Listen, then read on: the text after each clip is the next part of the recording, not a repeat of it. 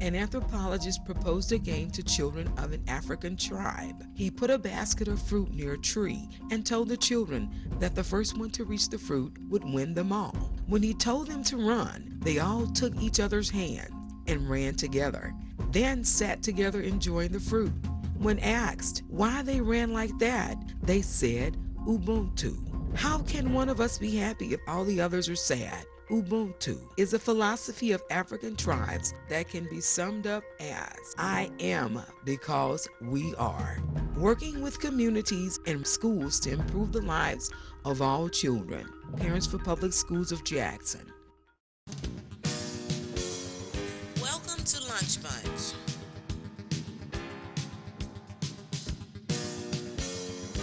I'm Tanja Murphy, Board Treasurer for Ask for More Jackson. Lunch Bunch community forums are held at 11:45 a.m. on the first Wednesday of the months of September through May, except for the month of January. We invite you to join us and bring your friends. For those of you who may not be familiar with Ask for More Jackson, also known as Parents for Public Schools of Jackson, the organization was founded here in Jackson in 1989, supporting parents as partners with the school in the education of their children, ensuring that all children have access to quality teaching and learning, and engaging the public in active support of public schools. Ask for More Jackson has adopted a philosophy from Africa called Ubuntu. At its core, Ubuntu is described as I am because we are. We are delighted to have Pam D.C. Jr. with us today. Motivational speaker and historian, Pamela D.C. Jr. is the newly appointed director of the Mississippi Civil Rights Museum located in Jackson, Mississippi. As the first director over the first state-sponsored civil rights museum in the country, Ms. Jr. realizes the importance in telling the absolute truth when interpreting the history of the many persons who fought and died for change in the South. Pamela believes that museums should be used as an educational tool for students. In her words, if we teach children about the history of African Americans, telling the story of Africans' pride, their strengths and fortitudes, their struggles, their barriers, and their survival in a new world, you will secure a twinkle in the eyes of many that will last a lifetime. She believes that the integrity of two people joined together to bring about an offspring stays in that lineage forever. If the head is wrong, the body, the flesh, and the soul will be wrong forever. We must work on the head. Ladies and gentlemen, Pamela D.C. Jr. Turn me around, ain't gonna let nobody turn me around. I'm gonna keep on a walking, keep on a talking, marching up to freedom land. I come to you as a daughter of the Cameroon people, a daughter of the Benin people, and a daughter of the people of Ghana. I come to you with a story today about 30 years of Mississippi's history, 30 years of dark history for the state of Mississippi that is being told, interpreted in the Mississippi Civil Rights Museum. You know, this museum, this amazing, we have two, the Mississippi Civil Rights Museum and the Museum of Mississippi History. The Museum of Mississippi History tells of 15,000 years of history. When the first people came into Mississippi, of course, we are talking about the Native Americans, the Choctaw and the Chickasaw. And the story goes on where they tell a wonderful story about how Mississippi started, what happened here in Mississippi, the enslaved people, all of it is on that side. But on the Mississippi Civil Rights Museum side, we go in depth. We give content, and then we go in depth about the history, 1945 to 1975. That was when the ills of Mississippi were going on. Jim Crow, we had black codes, lynchings, all of that. We talk about that in the Mississippi Civil Rights Museum.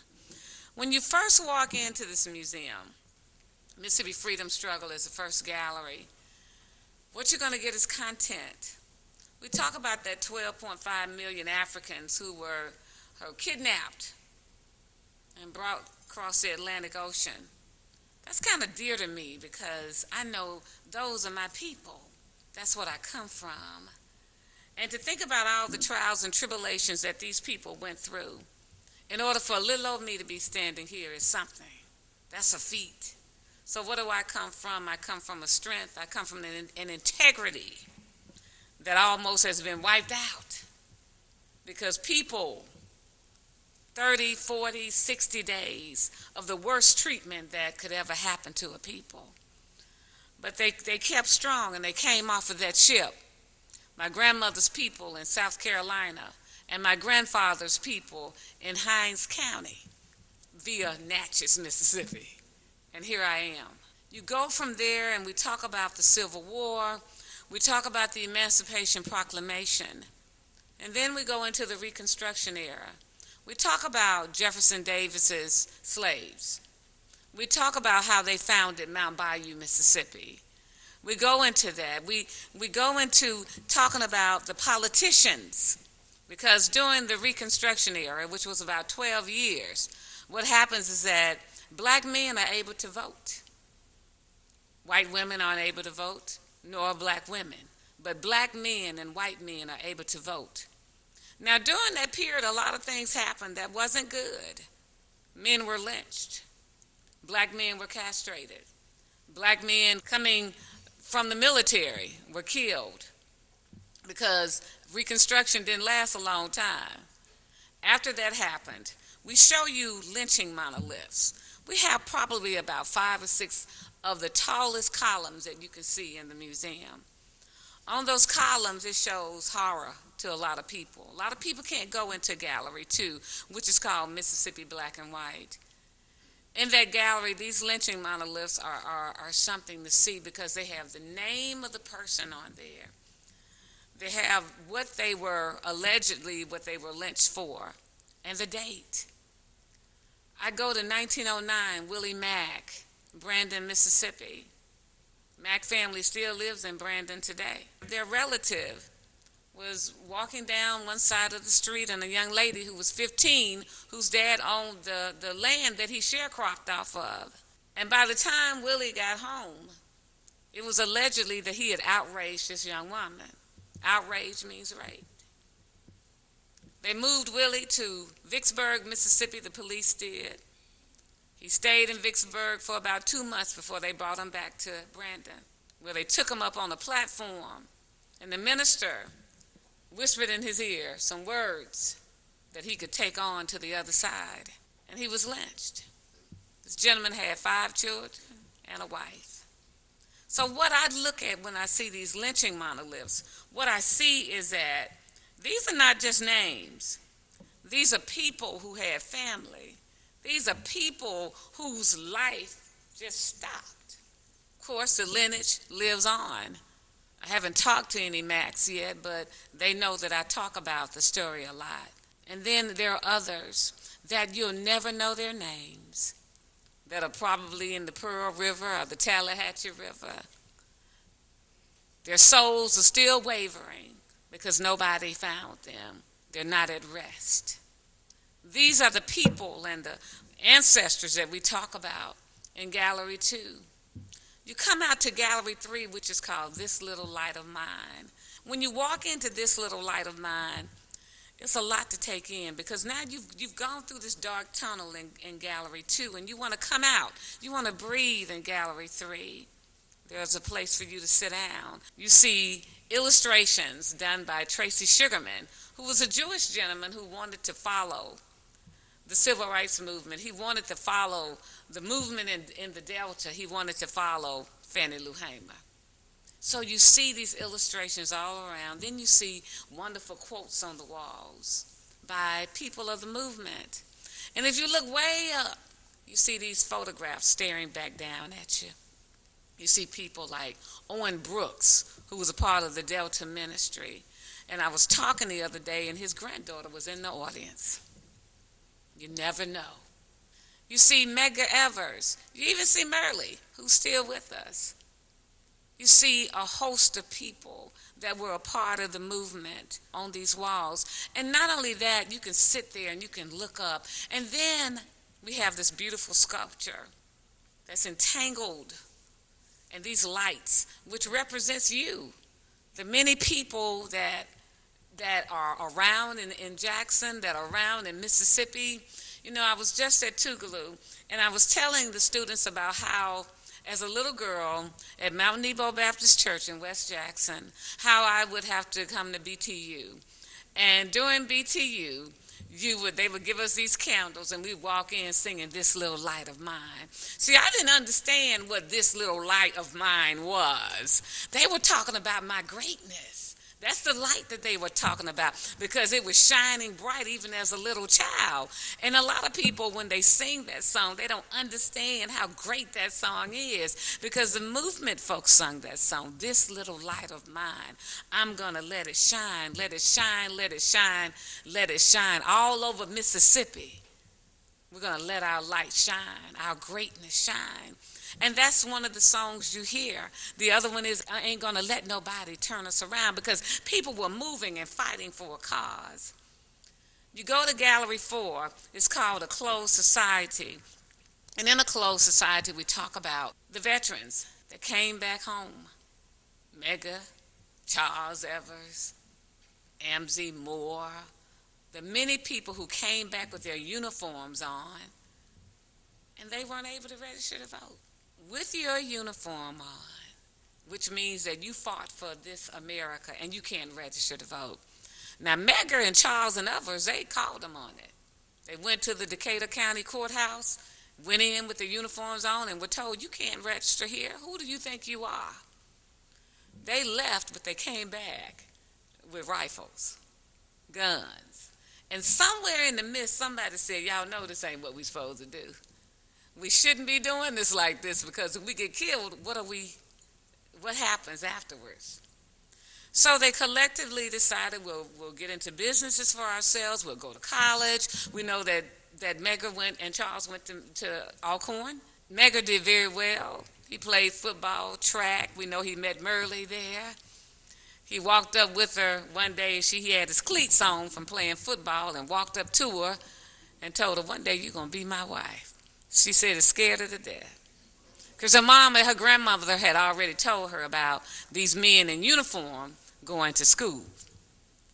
And that was the first guy that she met and fell in love with. They got married. Where did they move? To Mount Bayou, Mississippi, because that was a cosmopolitan place of blacks founded by them, and blacks with good jobs, banks, lawyers, doctors, hospital. And that's where he went. We also have a schoolhouse in that gallery, and that schoolhouse, separate is not equal. And it shows you the difference between the little black school with the potbelly stove and the white school with the globe of the world, with the flag and nice chairs for them to sit in. And then we show you a film about how it was. As you go around the corner, it gets kind of dark again, because you see these doors that belong to a grocery store, Bryant grocery store to be exact. And the story of Emmett Till, the 14-year-old boy whose life was taken from him because he allegedly whistled at a white woman.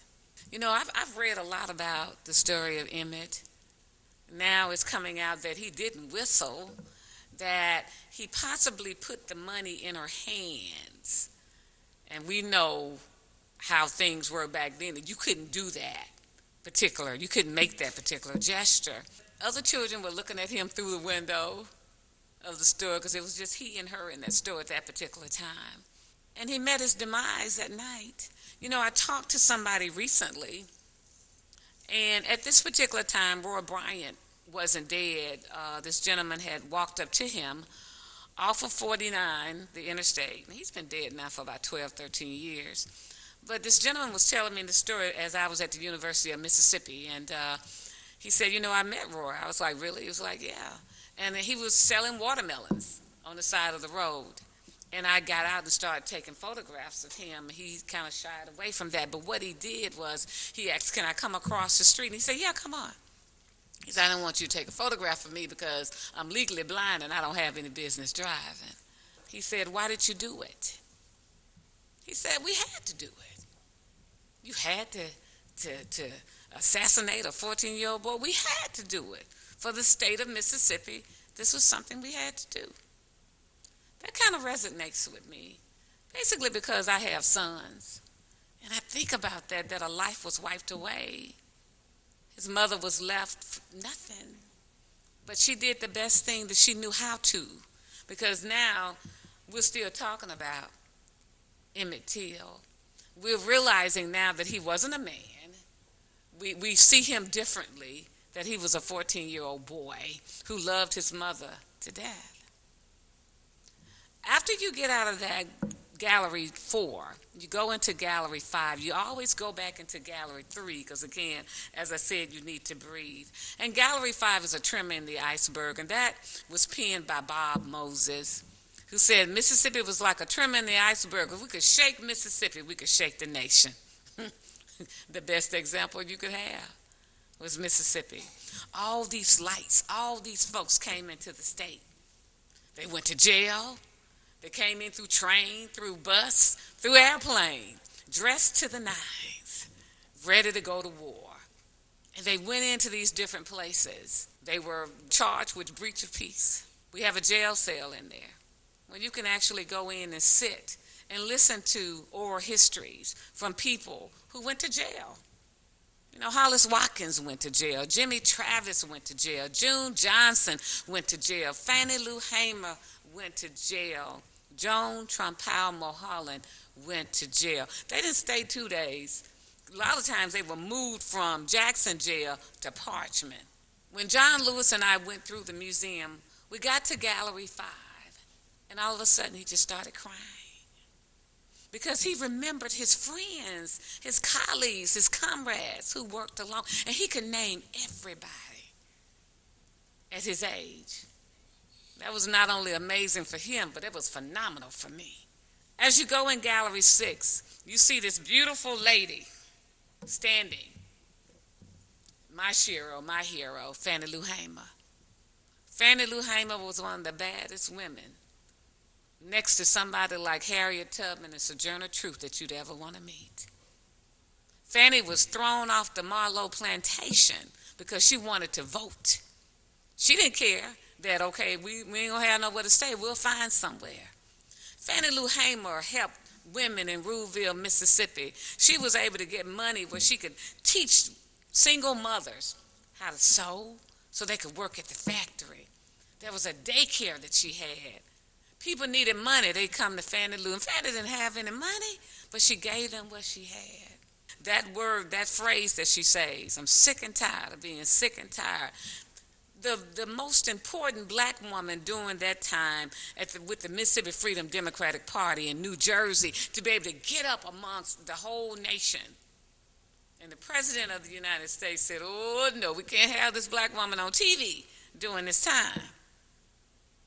And he called a breaking news report, and all the reporters were running to him.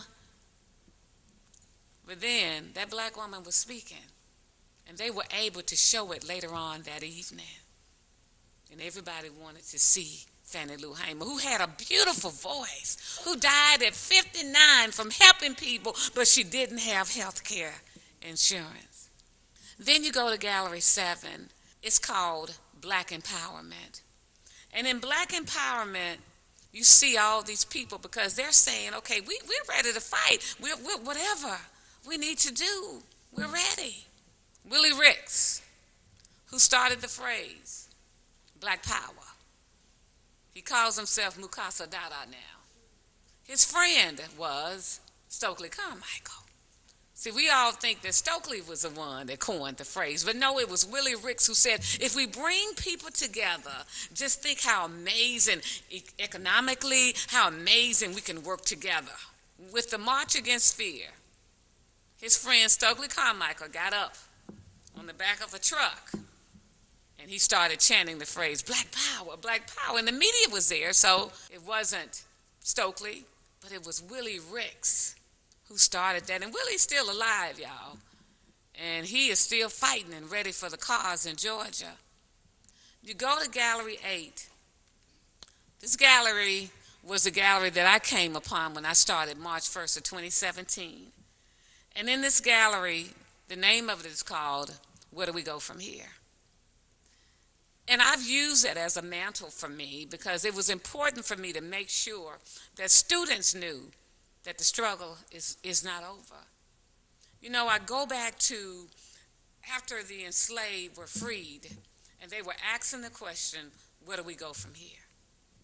And then 12 years after being able to vote, being able to say that I am a man, and all that was taken aback from them during the Reconstruction era, they were asking the question, where do we go from here? We went back to Jim Crow and black code laws.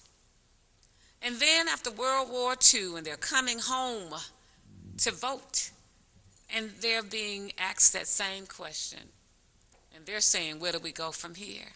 And then we had somebody like Medgar Evers being assassinated, and our people were asking, where do we go from here? What do we do? And then we had the death of Martin, Malcolm. Where do we go from here? And here we are today still asking that same question. Where do we go from here? Where do we go from here as we look at ourselves in the mirror? We look at ourselves and we figure out, what do we do in our communities? How do we work?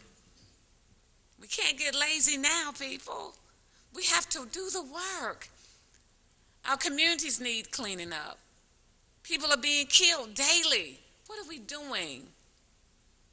Our children need to be mentored. Where do we go from here? Again, we look at ourselves and we figure out, what do we do? What is our little part that we do? And if everybody's doing their little part, how amazing this place would be. You know, I'm going to end with Osceola McCarthy. Osceola McCarthy, a washerwoman out of Hattiesburg, Mississippi. She was not a rich woman at all, but she was able to save her pennies here and do a little bit for herself and put money aside, start a bank account, and have enough money where she was able to start an endowment to be able to give a black child funds, a scholarship to go to the University of Southern Mississippi. Her quote, if you want to be proud of yourself, you have got to do something you can be proud of. Are you starting your own footprints? Are you walking in somebody else's? Thank you so much. Thank you. It is a moving experience because even my 5-year-old grandson he loved the sculpture. Sometimes you don't understand how much children really just take this in, even if they don't know everything that's going on. And I would urge everyone to please, I've been twice, I'm going again this weekend, and I'm going to go as often as I can. You get a sense of who you are, where we've come from, and then all the questions we have to answer about what we're going to do. I want people to get memberships. The single for one person is $45, and it only goes up to $100 for family. Very nominal fee, whereas that you can walk in that museum whenever you want to for 1 year after paying that small fee of $45 if you just want an individual membership. But I tell you, it's worth it. It's worth it because not only do you get a chance to go to the Mississippi Civil Rights Museum, but you'll be able to go to the Museum of Mississippi History and go through there whenever you want to. You know, our hours are 9 to 5, Tuesday through Saturday, and 1 to 5 on Sundays. Please come, and then if you don't want to get a membership, the fee is still nominal to be able to go into the museums. Let me just say this, that we have not forgotten about Smith Robertson Museum and Culture Center. How could I forget about Smith Robertson? I was there for 17 years. That's my baby. But one thing that I'll be working on with the new manager who is Charlene Thompson, is just to have a place for kindergarten through third graders to go, which is friendly for them with the Smith Robertson Museum and Culture Center. Because kindergarten children, they are very small. And the only thing I can really do with them at the Civil Rights Museum is get them on the floor in Gallery 3, and we do movement songs, This Little Light of Mine, and when the sculpture starts to sing, we get up and march and clap. But that's not enough. They need a little bit more than that, and you have to be very careful in the galleries that you take them to. So with that being said, we want to encourage, not demand, but encourage that people, teachers, parents take their children, K through third graders, to Smith Robertson Museum and Culture Center, which they are open Monday through Saturday, Monday through Friday, 9 to 5, and then Saturday, 10 to 1. And then they're closed on Sundays. Thank you. Thank you so much. All right, so thank you for being an engaged audience, and please join us for the next Lunch Bunch on April 4th.